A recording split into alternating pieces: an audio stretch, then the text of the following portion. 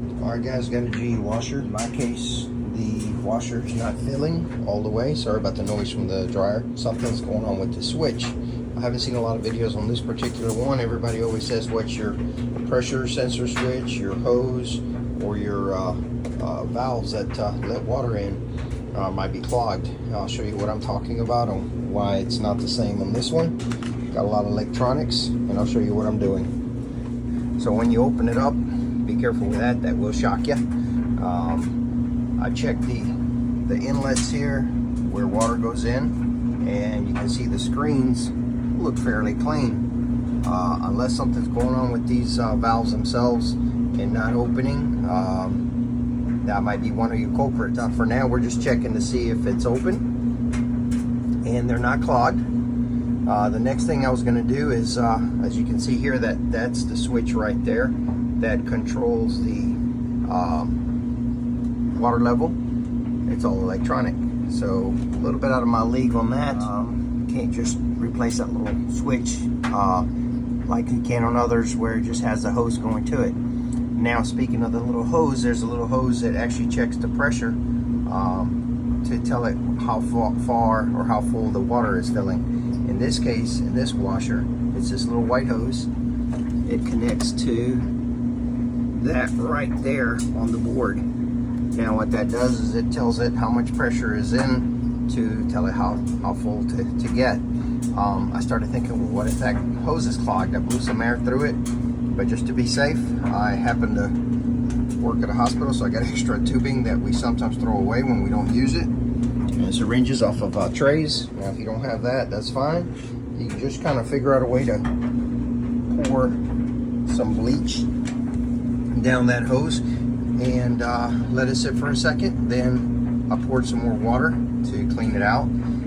If anything gets clogged in there at the bottom end, on the other end, which may be very difficult to get to, it's inside of there by the tub.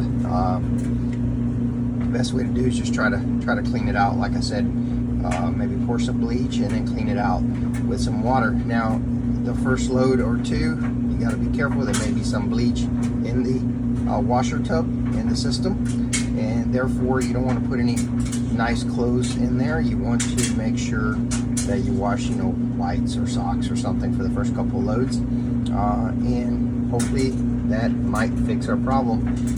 If that doesn't, then like I said, our next is to see if these valves are opening correctly or not. These cost about 35 bucks, so if you don't have a way to check it, you could try to replace that before you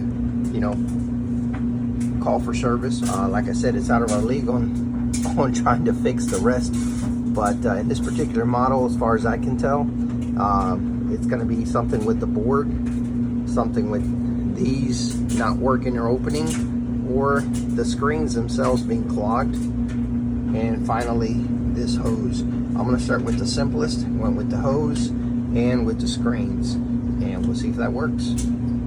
Okay guys, I put it back together. I'm raising this little paper so you can see where the hose goes back in. It does seem to be a little clearer than when I first blew in it. We're gonna put it all back together. Basically, this paper folds back down. I didn't even unplug this off the back panel, but it literally just bolts on with 4 little screws. There's a little lever that goes right there into each slot, one on top, one on the left, one on the right on top, and then you bolt those little screws there on those corners. Then hook up your hoses back up and we'll test it out. It is important that you remember which hose goes to which side, because you got a hot and a cold. And let's put them back on and see what we got.